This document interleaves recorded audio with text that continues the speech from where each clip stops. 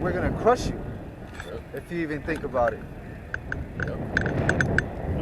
Isaiah 19:3, and the spirit of Egypt shall fail in the midst thereof, and I will destroy the counsel thereof. Hey, the whole spirit of this place is not unified.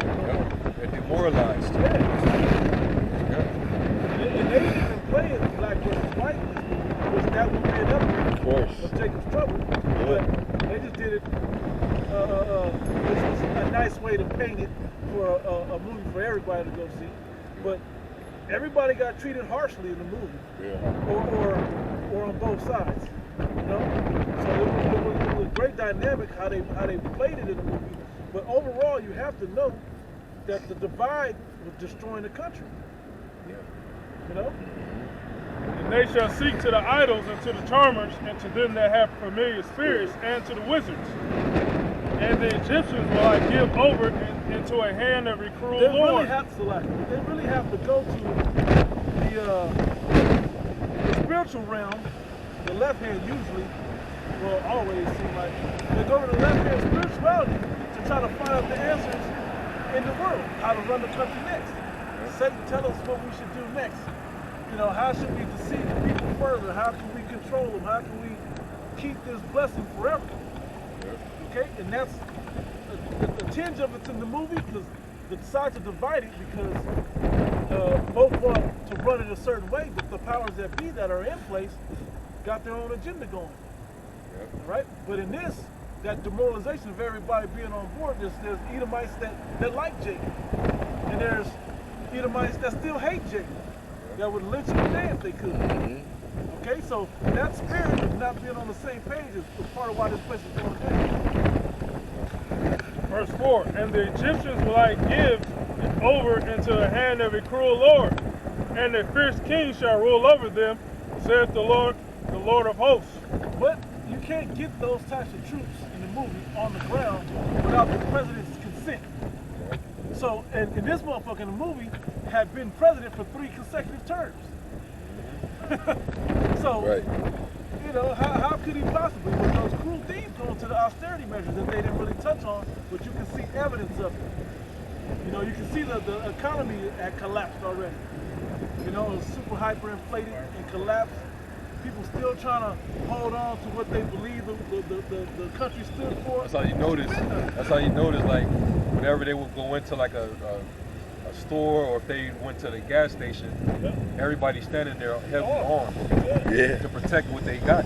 Because during instability, hyperinflation, it's pretty much every man for himself. Everybody's on survival.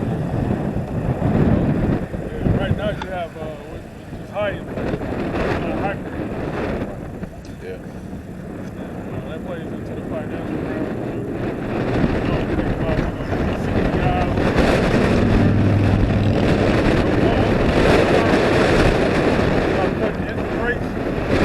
That's where you're going to see acceleration phase to hyperinflation. Right.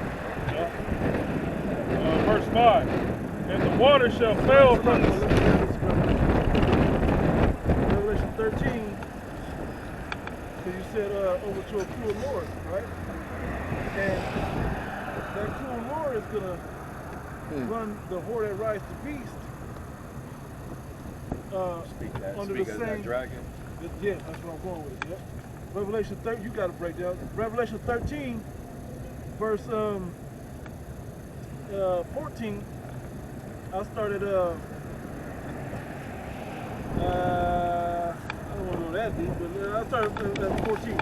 And deceiveth them that dwell on the earth by the means of those miracles which he had power to do in the sight of the beast. Saying to them that dwell on the earth that they should make an image. Hold on. It's like in verse 12. My fault, verse 12. No, verse 11. Yep. It says, and behold, and I beheld another beast coming out of the earth, and he had 2 horns like a lamb, and he spake as a dragon. So in this place having the 2 divided sides, but even though it's still the same animal, they want the same thing, not for you jakes to run, not for you jakes to be on an equal level. They still want you to stay subservient. And when they hit these draconian laws, They have to come to try to correct the ship, so to speak. They have to overcompensate, and who's going to pay the most? You Jakes, because you're not in position to make them types of movements. Yeah. Right, because during civil unrest, the government is already preparing. The federal government, they're stacked up with ammo and all kind of weaponry. The training they receive is for urban warfare for the cities. Practicing in America, because they're going to happen. Because they're getting ready to crush the opposition. Right. Anybody that tries to attempt to overthrow Rome is going to get crushed. Okay? That's the part of the movie was about. Okay? Yeah. Crushing the opposition. Anybody trying to overthrow the government. Okay? Well, what the movie didn't show is that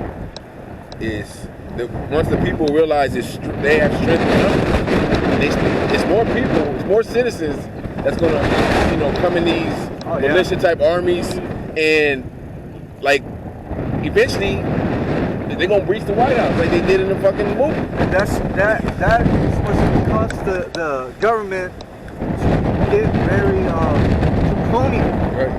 They're gonna start bringing out the heavy weapons. Yeah. We didn't even see no robots in the movie. Right. We know they're gonna bring them out. They got them. We can't forget the Insurrection Act, going back to 1807. Yep. Once there's a national rebellion or insurrection, they have to bringing in of a National Guard, different troops that come in pretty much lay down order. And the UN. The reason why the UN troops make more sense is because America's going to be thinking of what the media's putting out there to have their perspective, to gain their perspective on what's happening in the country, and then their pockets and their daily life will tell them that. But overall, they don't know what's happening a state or two away. They don't know what's happening across the country. They don't live that way. Even in the movie kind of showed that.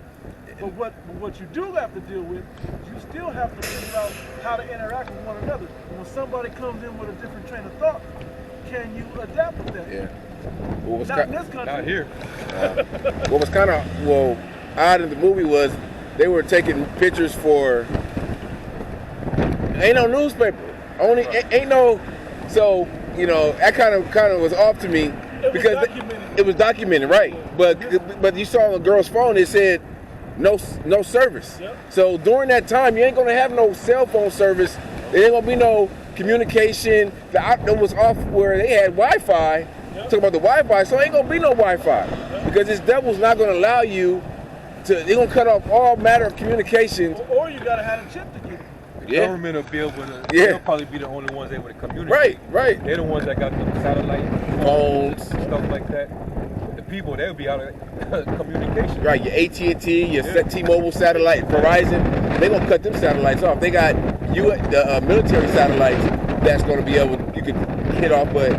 Nobody, the only ones that have access is the ones that have those satellite phones the brother was talking about. Yeah, any technology is first military patent, and then they give it to the civilian. Yep. Now, we said all this to tie to this cruel Lord, that has to go into office. Yeah, because what you just read, going back to Revelation, that's America being in power. And it's modeled after the power structure of the Roman Empire, which is a two-party system. And we already understand that it's the same old shit, whether who gets it, regardless of what political party. It's this two wings of the same eagle. Yeah. All right. They're not here to give you salvation, even though they speak it. Keep waiting on reparations. Yeah, exactly. Wait for that. But he's gonna speak to you fairly, like he's gonna make some promise to you. That's what they always do when they run their campaigns. Try to basically package, their whole, what they promise to do to the country as far as improvement, as far as the interests of the people.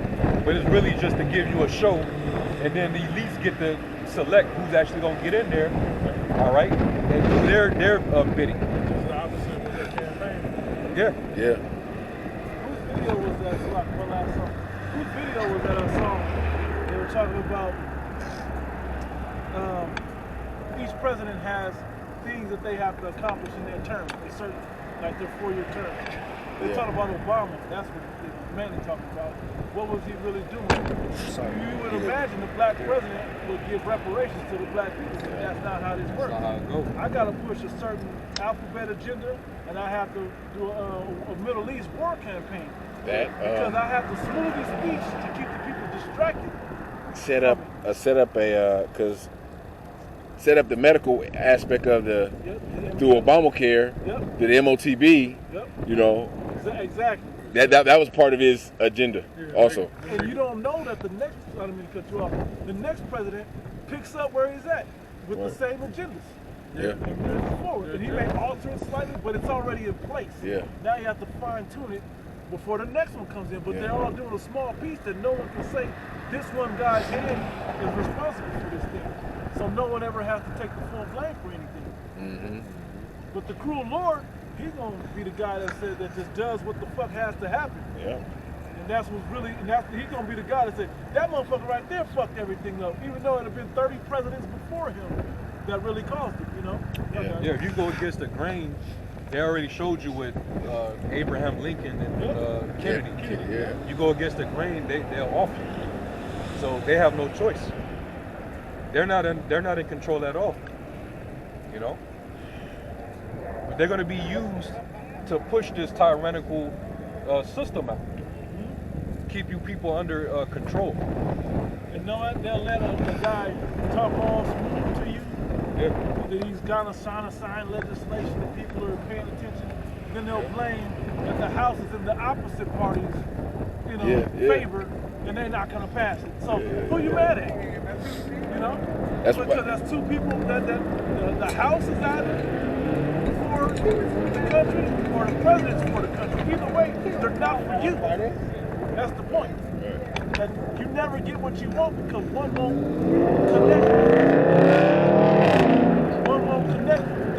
They all won't connect for your benefit. It seems like it's been like that for a while. It's like you have a Democrat president, but the Republicans control the House, and vice versa. And when Trump was a president, Democrats won't let him just because he's Trump. Yeah. You know, and they do that shit to confuse the people, the average dumb niggas out there, but they got that shit all set up how they want. Right, so it's like, who really controls this then? Right. If the president can't do this because the Senate can't agree, and then the Senate can't do that because the president says no, then there's just they never come to an agreement. You know? So who's really running it? Well, look at their sponsors. Who paid for his campaign?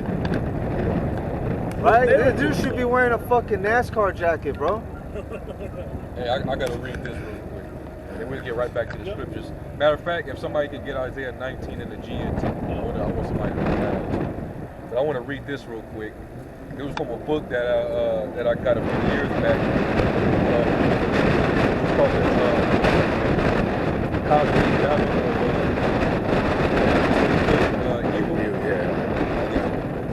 And it had all types of inside information, right? And it says, took a screenshot of it. It says these are not happy people. It says this is based on insider source.